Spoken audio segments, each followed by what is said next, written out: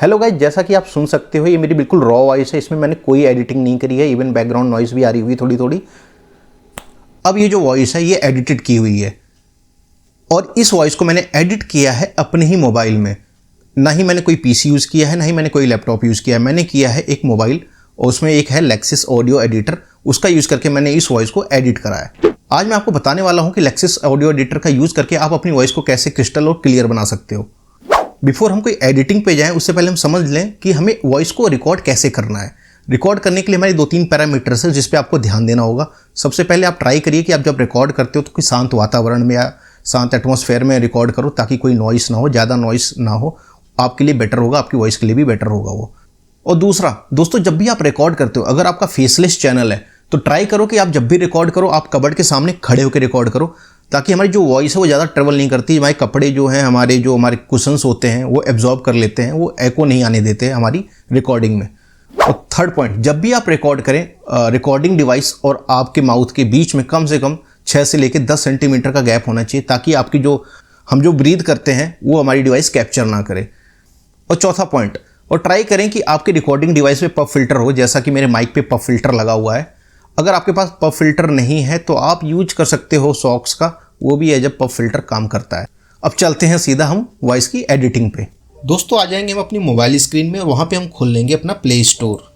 Play store open होने के बाद हम उसमें सर्च कर लेंगे लेक्सिस ऑडियो एडिटर और वहाँ से हम कर लेंगे लेक्सिस ऑडियो एडिटर को इंस्टॉल। उसके बाद हम कर लेंगे लेक्सिस ऑडियो एडिटर को ओपन करते ही दोस्तों देख सकते हो इंटरफेस इसका कुछ ऐसा है। एक प्ले की बटन है, पॉज की बटन है, रिकॉर्ड की बटन है।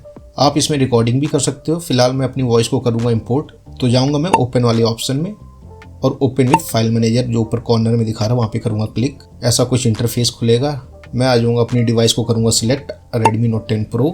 उसके बाद मैं स्क्रॉल करूँगा, मेरी जो रिकॉर्डिंग्स है उस वाले फोल्डर में जाऊँगा और अपनी रिकॉर्डिंग को कर लूँगा इंपोर्ट। देखिए दोस्तों मेरी रिकॉर्डिंग इंपोर्ट हो गई है। ये दोनों जो साइड में दिखा रहा है ये है प्ले हेड्स। इसको टच करने पे हो जाएगी एक्टिवेट। जो अनवांटेड पार्ट है स्टार्टिंग का उसको मैं कर दूंगा कट। इसको सिलेक्ट करने के बाद 3 डॉट पे जाऊंगा और कट वाले ऑप्शन पे क्लिक कर दूंगा। ऐसा ही मैं करूंगा अपनी ऑडियो की लास्ट पार्ट के साथ जो मुझे नहीं चाहिए। इनको सिलेक्ट करने के बाद 3 डॉट पे जाके कर दूंगा मैं कट। अब ये है मेरी ऑडियो जिस पे मुझे करना है वर्क। अब इसको वापस मैं पूरी ऑडियो को करूंगा सिलेक्ट, वापस से प्ले हेड को एडजस्ट करके मैं कर लूंगा अपनी पूरी ऑडियो सिलेक्ट। अब मैं आ जाऊंगा 3 डॉट के बाद इफेक्ट्स में आ जाऊंगा मैं, उसके बाद नॉइस रिडक्शन में।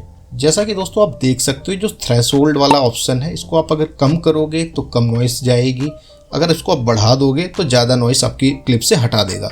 बट ध्यान रहे दोस्तों, अगर आप ज़्यादा हटाओगे तो आपकी वोकल्स भी इफेक्ट करेंगे, तो आप अपने हिसाब से करना। जैसे यहाँ पे मैं इसको लेके चलूँगा -14 dB, आप अपने हिसाब से एडजस्ट कर सकते हो। प्रीव्यू देख सकते हो। यहाँ मैं कर दूंगा अप्लाई।